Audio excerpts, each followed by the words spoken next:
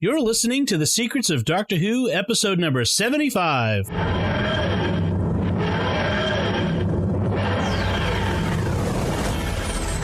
a doctor. I've lived for over 2,000 years. I am Scottish. I can complain about things. Shush. Hi, I'm Dom Bettinelli, and you're listening to The Secrets of Doctor Who, where we discuss everything about the hit BBC series Doctor Who. Today we're discussing the two-part 10th Doctor stories, Rise of the Cybermen and Age of Steel.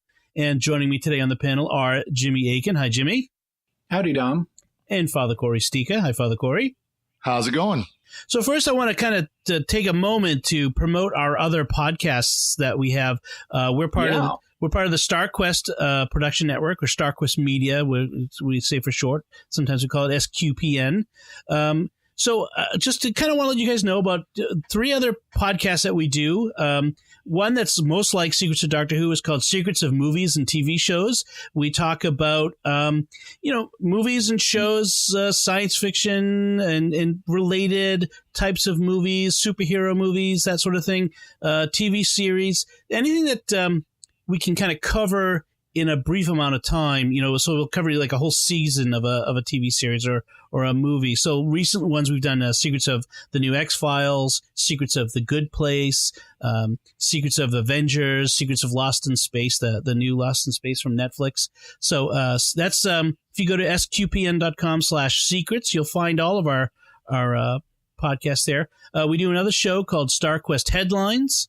It's 4 headlines, 2 minutes every weekday, where we kind of talk about the news that's of interest to our audience. So 4 headlines. A lot of times it'll be Star Wars or Star Trek or some Marvel thing or a TV show. Maybe some fun news about the Pope in Rome. Some stuff like that. We got a few fun ones of those recently, and that's at sqpn.com/headlines. And then another one, which is not quite like those, but is still great. We call it's PlayStation Portable. You've heard of PlayStation Portable, the old game. This is PlayStation Portable, and this is a daily podcast. It's 7 days a week, and the episodes come down. It's what the church calls, the Catholic Church, the Liturgy of the Hours or the Divine Office. It's called both of those things, and so it has morning prayer, midday prayer. Or daytime prayer, I think it calls it, evening prayer, night prayer, and office of readings every day. Mm-hmm. Short, 15 minutes, takes 5 minutes. Some of them are really short, and it's just a nice way to kind of mark the hours of the day and to pray. And this is a universal prayer prayed throughout the church. A lot of people think it's just for priests and religious, but it's really for everyone. And it's been good. We've been doing this podcast for over a decade. It's been very popular. I got to give props to Jeff Vista, the man behind PlayStation Portable, and he's been very faithful in doing this, very dedicated for 10 years. So check the shows out. That's at sqpn.com/PSP. I think you'll find it. Or just go to sqpn.com. You'll find it. Give the shows a listen. Try them out if you haven't listened to them before. Share shows with other people, including this one, who might be interested, who may be fans of certain shows, and say, hey, check this out. If you like Doctor Who, if you like Lost in Space, if you like that, check out what these folks have to say about it. Write a review on iTunes or Google Play or any place that lets you review them. A 5-star reviews help a lot to spread the news. And also, we're a nonprofit. We don't, as you notice, we don't have ads. We don't have, sponsors for the shows at the moment. We rely entirely on the generosity of listeners who want to support what we do. And so your donations are welcome of any size. Every gift helps. And you can, if you'd like to make a gift or check out what we're doing, you can go to sqpn.com/donate. So I just wanted to take a couple minutes to talk about what we're doing and other shows you might be interested in. That's sort of connected to this show, what we do here. So thank you for that. So, gentlemen, Rise of the Cybermen and Age of Steel. So this is a big moment in New Who, isn't it? Seeing the, is it? Well, in the sense of it's the return of one of, like, so we've had the Daleks in New Who, as one of the classic monsters of Doctor Who. This is a return of another classic monster of Doctor Who we haven't seen yet, which is the Cybermen, which show up many times in classic Who. Right. They're the number 2 villain in Doctor Who after the Daleks. Yep. Right. And so I feel like that's a big, it's a big, now whether they pull it off, that's another question we'll explore. But it's sort of a big moment to kind of another step in the return of Doctor Who when, they've been off air for so long, to kind of come back with the Cybermen. So overall, let's talk a little bit about the Cybermen in general. I mean, we've talked a lot about Cybermen in our podcast. We've kind of in the first Doctor regeneration story, exactly, the 10th planet. Yeah, they're at other key moments in Doctor Who history, including one we haven't talked about yet, which is the death of Adric. The Cybermen are involved in that. They show up pretty frequently in multiple different classic Doctor stories and in spin-off media. So yeah, they're definitely around. We talked about them in so the 10th planet. We saw them in the most the most recent 11th Doctor regeneration story. Yeah. Yep. The 12th Doctor regeneration caused by the Cybermen, and the origin of the Cybermen in that. One of the origins. Right, exactly. That's something we can talk about. As well as we talked about in the Big Finish production, Spare Parts. Right, which actually turns out is an inspiration for this story. Correct. Right? I mean, that's... Yep. In fact, I think they kind of went back and said that Big Finish's Spare Parts was the basis for this story. According to TARDIS Wikia, which pulled it from the Doctor Who magazine, said that Mark Platt, who wrote Spare Parts, actually got both credit and a fee for these stories. Okay. Only he did it better. Yeah. So to recap, Spare Parts featured the 5th Doctor and his companion. Was that Tegan? That was Nyssa. It was Nyssa. Nyssa. Okay. So the Doctor and Nyssa go visiting a planet, the planet Mondas, and seeing the origin of the Cybermen as people being upgraded, sick people being upgraded and healed, quote unquote, using these mechanical parts. And that, when you've seen this episode, there's a clear connection between that, because we get that from the main character here, the main protagonist here.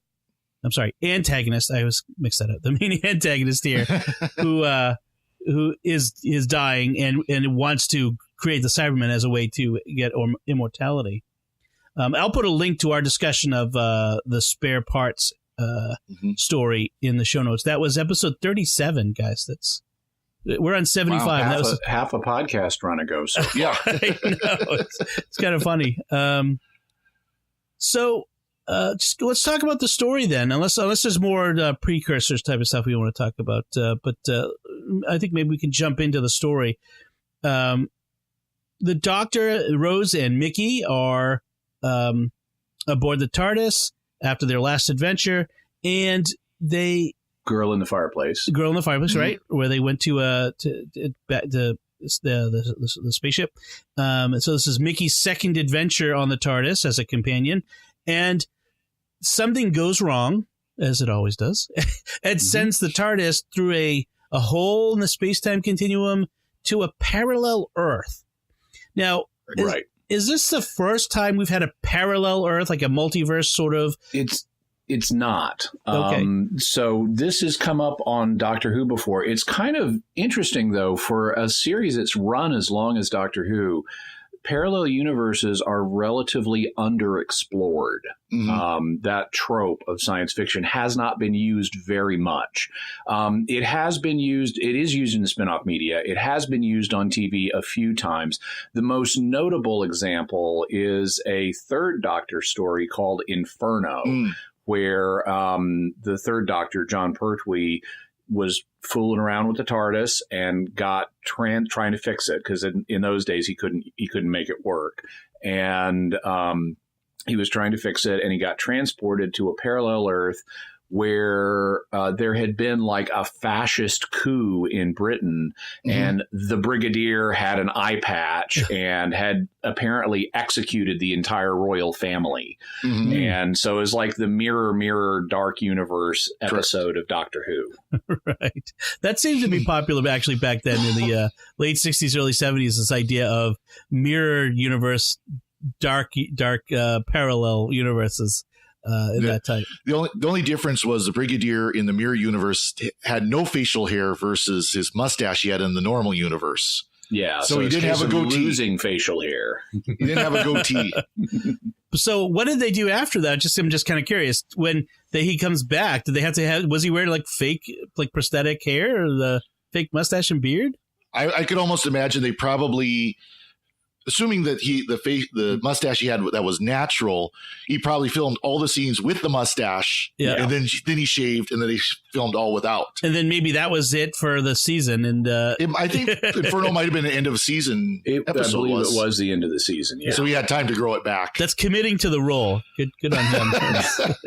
Because that ain't me. And the three of us are. This isn't video. This is audio. Three of us are all bearded men, and I'm not committing to that role. Yeah, exactly. I'm not. I don't have any plans shaving in however much life I have left. So,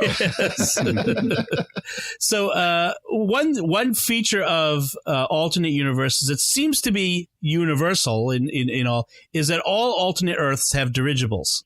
The dirigibles are common. It's a science fiction. I think science fiction writers love Zeppelin dirigible. The lighter than air. I think we all would love to have our own Zeppelin to go cruise around the world, just kind of drifting along and enjoying. I'm on record. They had that on Fringe too. Zeppelin in the alternate universe, and you can see from a production standpoint why you would want to do that, because it's easy to put that in the sky as a special effect to say this is not our Earth. Exactly. Yeah. It's like read immediately. In fact, they use that in this episode of Doctor Who. Immediately, it's like, we know it's not Earth. Look, Mickey, since when is London sky full of lighter than aircraft dirigibles? But I'm on record as saying that if I was a billionaire, I would have a sky yacht and just float around the world on my sky yacht, and I'd probably end up being a supervillain. But that's me. Yeah, that'd work. And in fact, the supervillain in this one, he has his dirigible.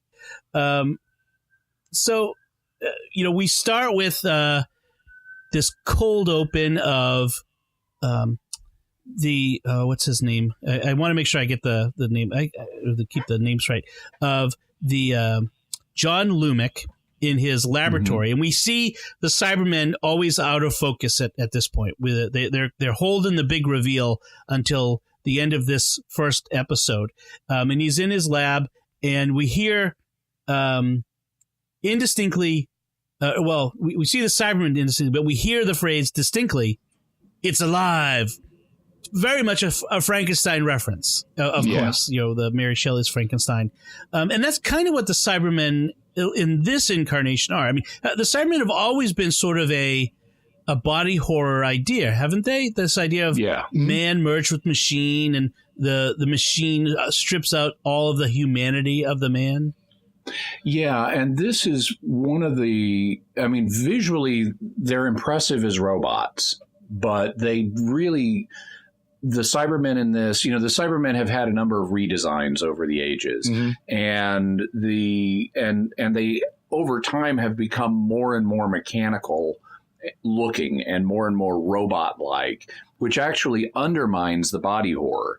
Because when the Cybermen are most scary is when it's clear that's a human being in a body stocking with mechanical bits added, as opposed to this is a suit of armor. Right. I mean, we see that return in the 12th Doctor's last story, when Bill is turned into one of that kind of Cyberman, one of those early version, and she gets that horrible realization of what's been done to her. And you're right. I mean, we're so used to, as viewers, we're so used to just robots that we have to keep being reminded this isn't just a robot, but a person inside. And they do that several times in this episode. Well, and that's, go ahead, Father Cory. Well, I was going to say, it's something that the Borg in Star Trek is so effective as a villain because they're still very much recognizable as a human being that's had bits grafted onto it. Right. Yeah. One of the things that is actually disturbing. So there are a couple things I think that are kind of meta problems. Well, there's several meta problems with this kind of high level problems with this two-parter. One of them is the fact it's set in a parallel universe. Because they wanted to do an origin story for the Cybermen, I guess that's the fundamental inspiration for this, and why they didn't just do spare parts, I don't know. Because you've got a time travel show, go back to Mondas and show us the beginning of the Cybermen. But apparently they wanted to graft the New Who characters like Pete Tyler and Jackie Tyler and Mickey onto this, and they wanted to set it on Earth, I guess on the theory that we can relate, it'll be more horrific if they do this on Earth than some other planet. And they're doing it as a kind of a commentary on contemporary social trends like iPods, because the thing that lets the Cybermen in this take control are these devices that everyone's wearing around in their ears called earpods, which are just it's just a slur of earbud and iPod. Well, in fact, that's as I hold up my AirPods from Apple. I mean, literally now they're called AirPods. Yeah, literally, this is what we wear now. Is they've recreated the AirPod from Doctor Who.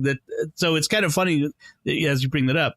But you're right. I mean, they wanted to undercut. Yeah, go ahead. But it undercuts the drama because this isn't our group of people. This isn't our universe. We're watching a drama playing out in a new universe that we're not invested in, in the same way. And so I don't get the pleasure of seeing, this is how our Cybermen started. This is some other parallel Cybermen, and I don't care about them because I'm not invested in their universe fictionally the way I am in the main fictional universe we follow here. So that is one thing that undercuts it. But another thing that undercuts it for me is the very fact that these are people. There are moments where they effectively play the body horror. And for people who don't know that term, body horror is where something terrible happens to somebody's body that creeps you out, like the chest burster scene in Alien. Or here we get the surgical whirring things transforming people into Cybermen. And there are moments where the body horror is played effectively, but then they proceed to treat the converted Cybermen as if they're disposable. So like when the Doctor and Mrs. Moore in part 2 have disabled a Cyberman, it turns out, and they've disabled the emotional inhibitor on it accidentally. It turns out to be a woman named Sally Phelan who got upgraded on her wedding night, and the Doctor just kills her. And it's like, I'm sorry, you could justify killing a Cyberman that's attacking you as self-defense, but she's no longer a Cyberman in terms of programming. She's a vulnerable human that's been mutilated and is in this horrific device, and you just killed her. Right. Well, that brings it's in a sense a mercy killing or euthanasia, which from our point of view is unacceptable. Yeah, and then he proceeds to do that to all of them, disable their emotional inhibitors, which is fine. That's defensible ethically. I don't know if it is, in a sense. I mean, because you're causing them to be in incredible pain. Yeah, but you're also giving them back. Well, so it's potentially ethically defensible because you're returning control to them. Yeah, or at least the opportunity of self-determination again, because you don't know exactly what's going to happen. And in fact, the Cybermen, after they had their emotional inhibitors turned off, did different things. Not all of them did the same thing. The cyber controller remained true to his principles. Others just staggered around. And then they had the ridiculous thing, which furthermore undercuts this story, is people's heads blowing up. You know, I mean, just Cybermen heads exploding for no apparent reason because emotional inhibitors got turned off. Right. I mean, that's way worse than Kirk talking a computer into committing suicide. Right. Mm-hmm. Right. And that, I mean, the whole thing with the bride, Sally, it was very sad. It was emotional. And I mean, it was effective in conveying of how horrible this is, that it's happened to all these people. But you're right, like, but it's hard to sustain that when they're also the bad guy that the Doctor is blowing up and killing in various parts and places. So yeah, I mean, I agree with you that it's one of the flaws of this episode. Now, at one point when we talk about like these aren't our Cybermen, quote unquote, in our world, but Stephen Moffat tries to kind of play it both ways or try to reconcile it in World Enough in Time and The Doctor Falls when he says, kind of just throws in there, Cybermen seem to develop in parallel in different times and places. That it's where human beings are at. Yeah. It's eventually humans will create Cybermen. That's sort of the inevitability of it. But I don't know. You know, I wonder a little bit if the idea of putting it on another Earth with these characters we know was part of the greater plan to then later on when Rose leaves, is to have Rose and Jackie be reunited with Pete Tyler on this other planet. Spoilers, sorry, if you haven't seen it, but you're listening to Secrets of Doctor Who. But because Jackie in this had to die. She had to be eliminated, not just because it would be very sad for Rose and for Pete, but because this Jackie needed to be moved aside so that our quote unquote Jackie could move in. I feel like that there might have been this overall plan in place. It's possible because Rose does leave at the end of this season, so that's true. Plotted the whole season all at once. I still find it ineffective, though, and I agree. Rose's daddy issues coming back. I mean, we already had Father's Day devoted to that, which is one of I don't think it's that bad, and I like the fact that Pete redeems himself in it by self-sacrifice to save others. But Father's Day is considered one of the least successful episodes by many people. And then they bring the daddy issues back here. And then we don't get a Pete redemption story here. Pete's on the wrong side and he weasels out at the end. Yeah. And rejects Rose. I mean, he sort of, there's no, fundamentally, there's no reconciliation. There's no emotional payoff. There's no I've lost my wife, but I feel like I have a connection to her still through you. There's nothing. And it's sort of like this weird emotional non-resolution at the end. Yeah. Now, again, to be fair, he tries to stop her from identifying herself as his daughter. And when she finally says that she's his daughter, he just walks away. Yeah. And to be fair, though, again, if as I recall, when you go forward in the season, they do kind of pay that off eventually. When they do have the reunion of our Earth, Jackie, and alternate Earth, Pete. Yeah. They do kind of pay that off. They do. Eventually. But taking again, this story on its own, it's unsatisfying. Right. As is Mickey's departure. Mickey finally was getting respect. And it's interesting, at the beginning of this story, the Doctor and Rose are palling around talking about things they've experienced together. And Mickey hasn't experienced any of these things. And so he's an outsider in that conversation. And we, the viewers, feel for him. It's like they're being jerks by just laughing and cavorting about all these things they've done in the presence of this guy who hasn't done any of them, and they're not including him. Oh, yeah. And the Doctor at one point leaves Mickey stuck with his hand on a switch for 29 minutes. He's bullying him in a sense. Yeah, exactly. So our sympathies from hating Mickey in the initial episode, Rose, have just flipped to where now we're on Mickey's side and can even take Mickey's side as opposed to the Doctor and Rose. Right. And then poof, Mickey leaves the TARDIS at the end for this heroic future on parallel Earth, and it's like, no, you don't build this guy up this way and then just take him away like that. Well, also, why are you turning the hero of the show, the protagonist, the person who's supposed to be everyone's favorite character, you're turning him into a jerk? Like, why are you making the Doctor into a jerk? To make that worked out so well in the Colin Baker era. Exactly. Right. It's like, oh my gosh, the shades of that.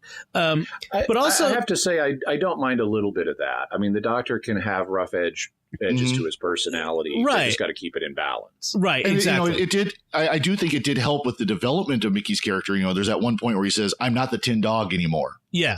Mm-hmm. I'm done with that. And I think that helped. I do agree, though. It's like, why did they build him up and then, oh, by the way, he's gone? Yeah. Right. They were trying to, I think they're trying to get this idea that, he sees Rose as being with the Doctor. Like, that's his romantic connections with Rose are done. Like, he just sees that there's no chance for him there.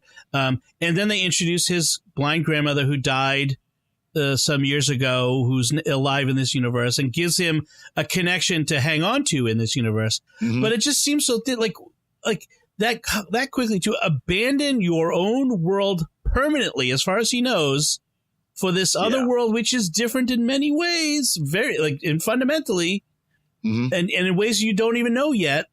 I mean, how do you even book passage on a Zeppelin? Right. Well, he's a computer guy. He'll just hack his name into the database. I mean, is he just? Yeah, exactly. Yeah. Is he just they're not alternate computer systems? Yeah, right. I know, right? Is he just going to take up Ricky's life, and assume his identity? And it just seemed abrupt and very kind of strange. And like, we just need to get rid of Mickey. It's we've built him up. He's the third wheel, and we don't need him. Right. And that's unfortunate. I suspect they did that to allow the romance between Rose and the Doctor to flourish, that they needed to get the Mickey thread resolved. Because as long as Mickey's around, we've got a romantic triangle going. Yeah. And Mickey cannot win in that triangle. And so, at least the way they had set it up, later when we have a similar triangle, the Mickey equivalent, Arthur Darvill, does win. Yes. But that's a different situation. And here I think they said, Mickey is fundamentally, someone who's not going to win in that situation. And so we need to move him off so that he's not a lingering thread with the viewer going, well, what about Mickey? We need a definitive break between him and Rose. Right. And the only reason that Rory ends up winning in that sense in definitively is because they introduce River Song and kind of close that door pretty strongly by making the Doctor their son-in-law. And they bring it to a head in the episode Amy's Choice, where Amy chooses Rory over the Doctor. Yes. I want to go back to this whole thing with Rose and Pete, just to kind of another element that kind of bugged me, which is, Rose, she wants to go see Pete and Jackie and tries to wheedle the Doctor into letting go. Please, please, please. Like, hello, do you not remember the last time I let you go see Pete? Exactly. You almost destroyed the world, the universe, the galaxy. I mean, hello.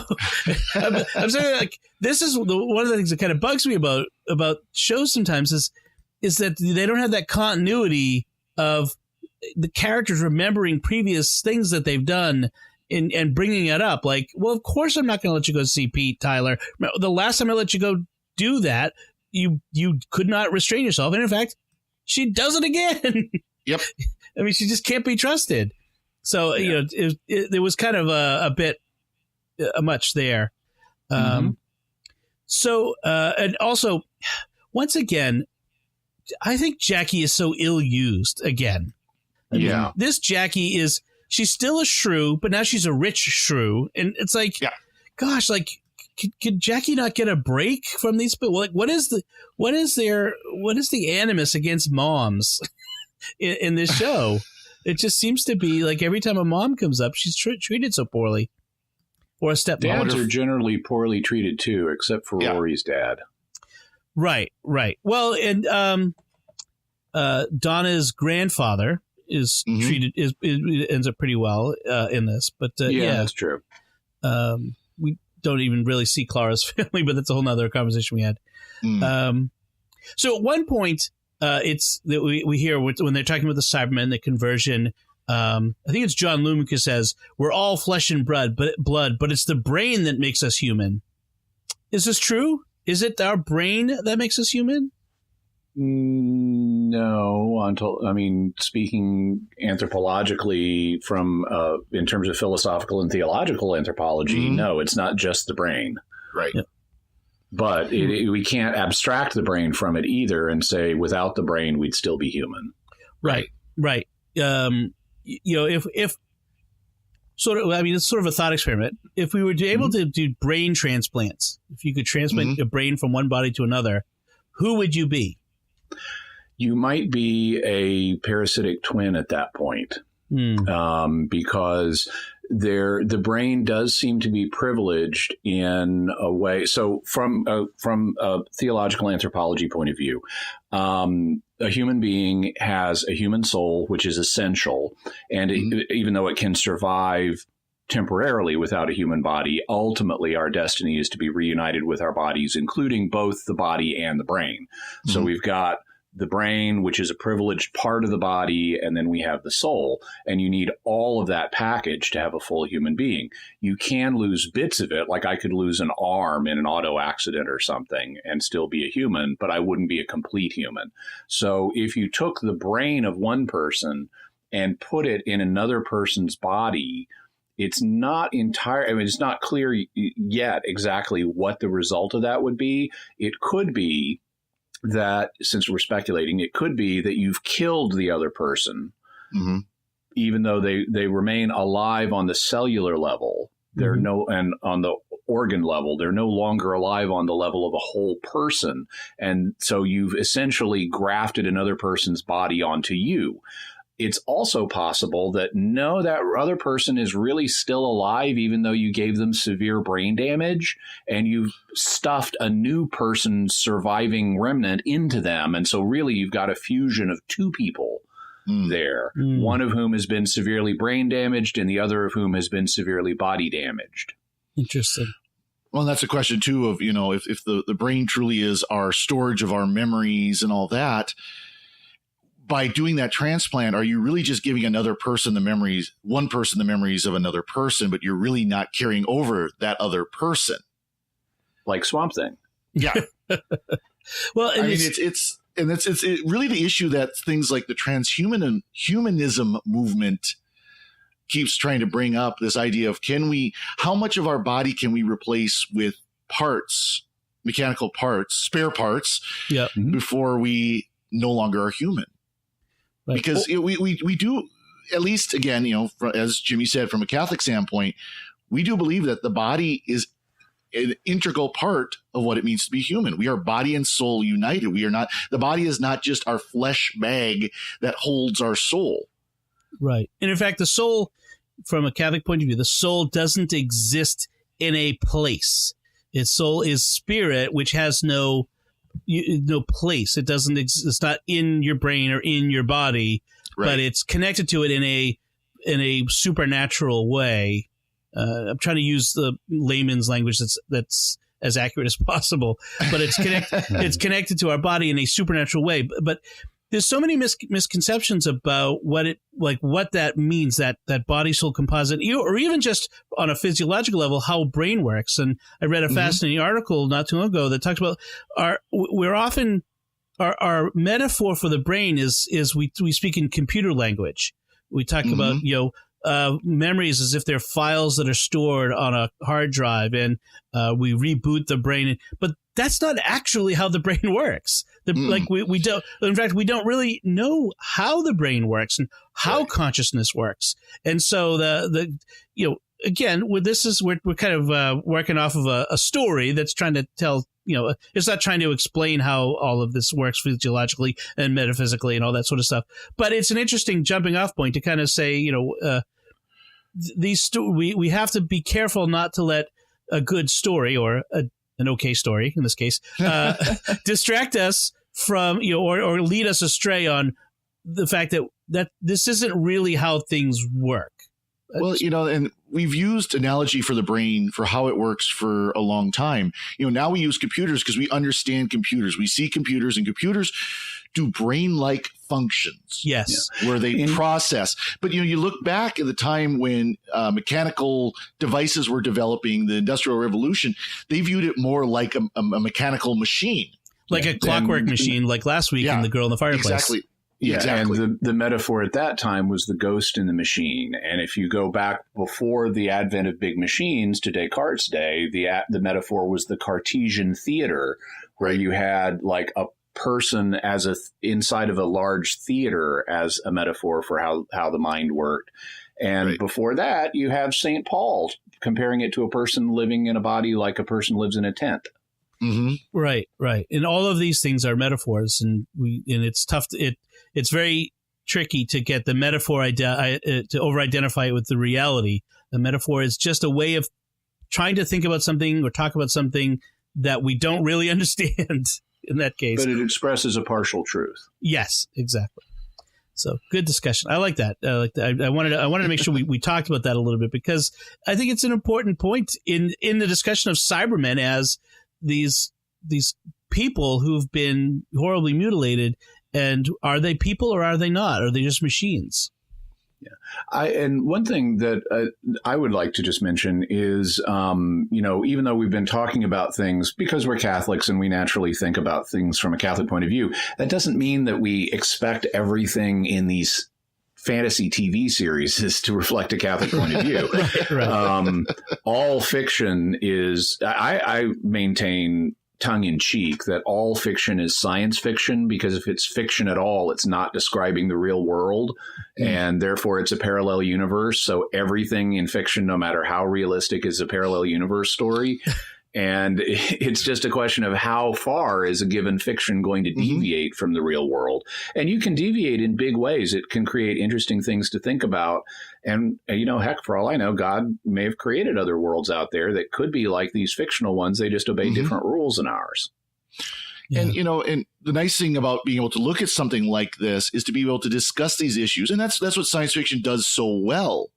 And you hear this time and time again. Science fiction is a great vehicle to look at issues in our world today, but to abstract them enough so that it's not in your face. Right. Where you can, Star Trek is so good about this, about here's some concerns, here's some worries in our world today. Well, let's take them and let's move them to the 23rd century, the 24th century, and talk about them there, but we can still get, think about it for what the consequences are for our world today. Right. When you remove that, from that point of view, this two-parter is an effective, if not greatly executed, way of thinking about transhumanism and the convergence of humanity and technology that is playing out right now with Airpods. Speaking of Airpods, the Cyberman factory in the show is the Battersea Station. It's a famous filming location power plant, which is now being turned into, a part of it is going to become Apple's headquarters in Britain. Oh boy! which Cybus equals Apple. Yeah, which makes the AirPods. So we have this full circle, which is kind of fun. When Tim Cook shows up in a dirigible, we'll know that this is actually predicting Apple's rise. Stroking a white fluffy cat. I for one welcome our Cybermen overlord. So the Cybermen will come in aluminium, and we'll have no ports. But can you get it in space gray? Right. And by the way, I am still rebelling. I have my Android phone as I'm using a MacBook Pro. I've drunk the Kool-Aid. Partial rebellion. Yeah, I'm a Mac guy. A couple more points I just wanted to bring up. Does the president of Great Britain not have a protection detail? Because that seemed a big oversight. When the Cybermen attack the Tyler mansion, the president of Great Britain is standing there completely defenseless in the face of these creatures. So that seemed admittedly, I wanted to see the Brigadier come out 5 rounds rapid. I liked Mrs. Moore. I thought she was a fun character who didn't get nearly enough time. But when she said her name was Angela Price, that it was her real name, the doctor kind of stopped and sort of had a moment of recognition. Am I missing something? Too. I don't know what that could otherwise be a reference to. Yeah, I may be able to find out while we're talking. Kind of glancing through, and I don't remember. Yeah, just looking at the TARDIS Wiki, there's the only thing she shows up in is this. Yeah. One thing I wondered, and she said she got her name from a book, the code name Mrs. Moore.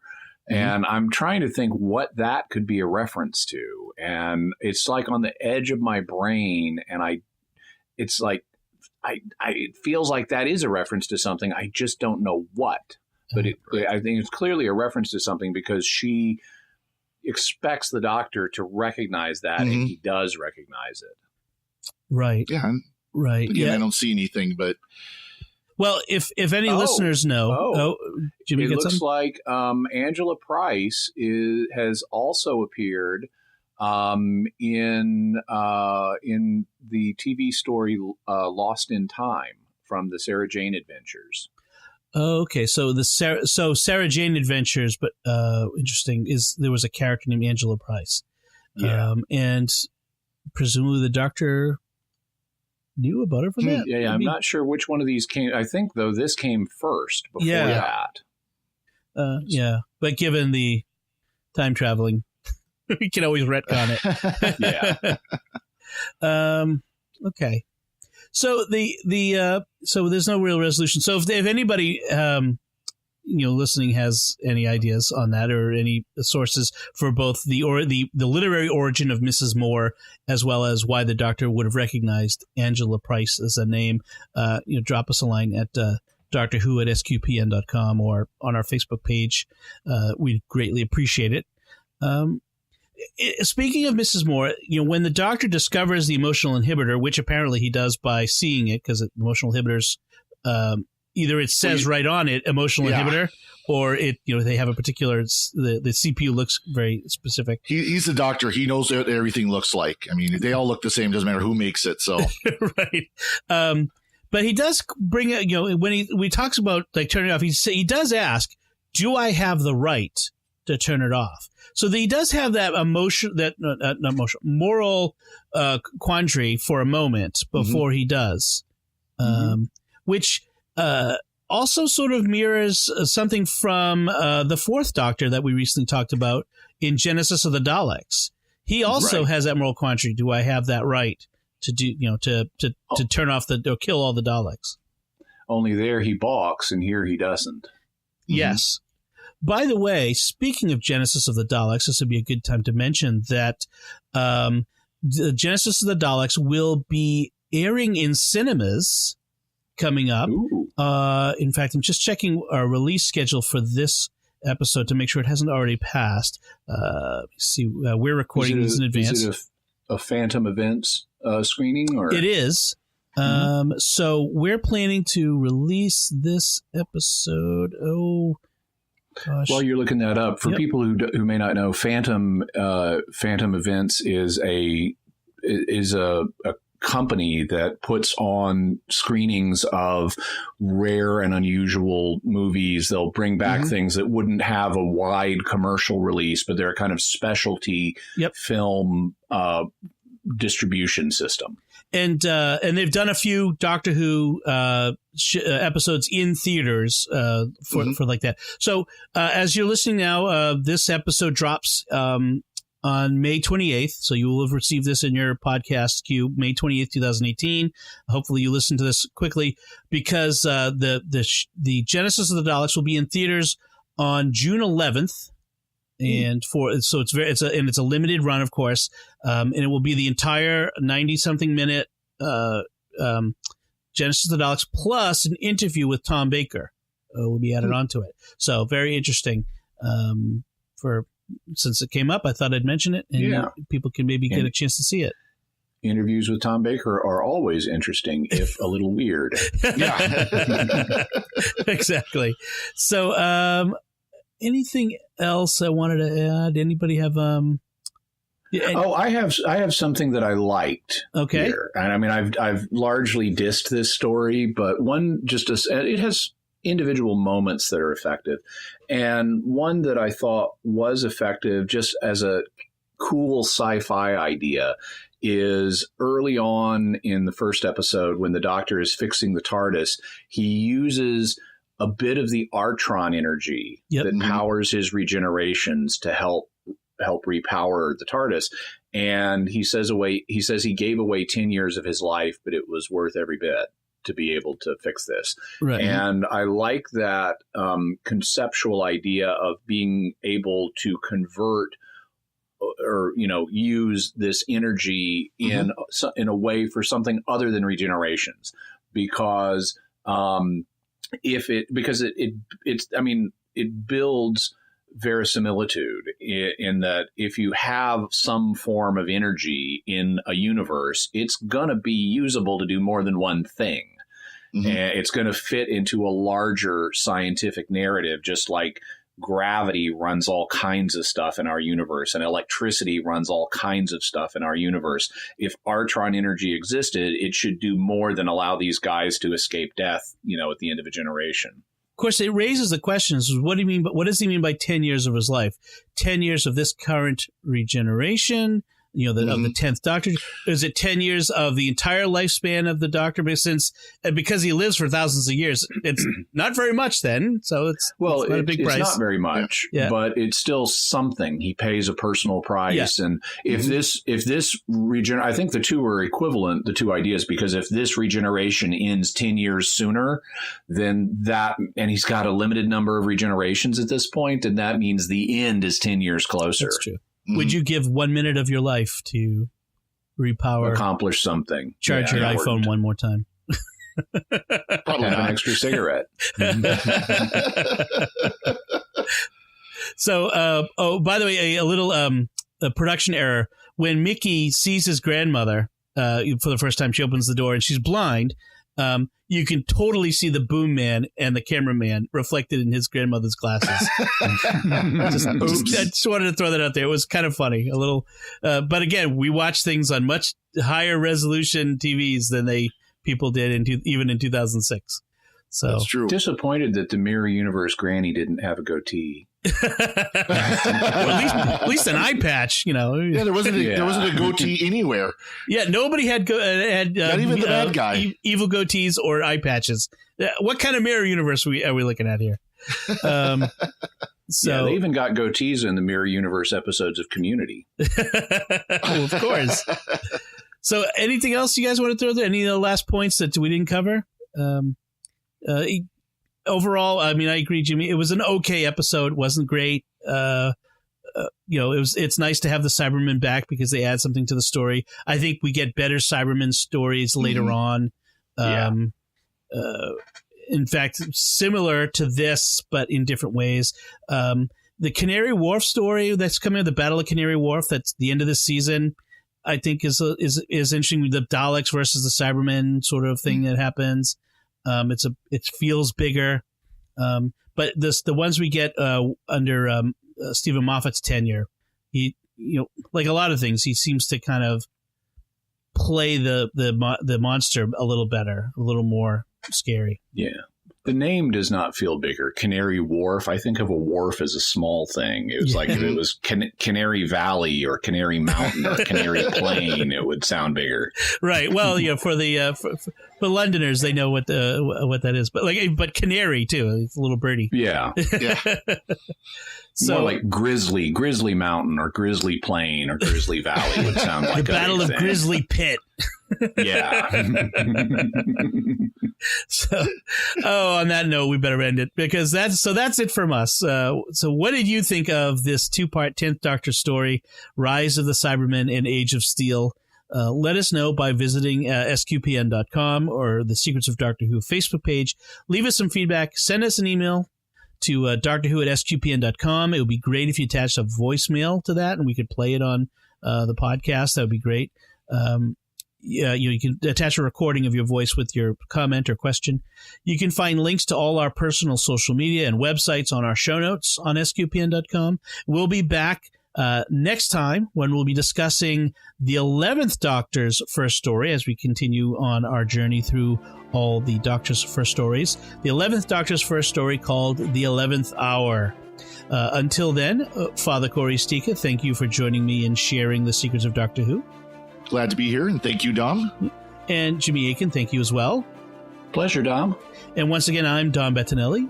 Thank you for listening, and remember, you lot, you're obsessed. You'll do anything for the latest upgrade. When will I see you again? Soon, I expect. Or later.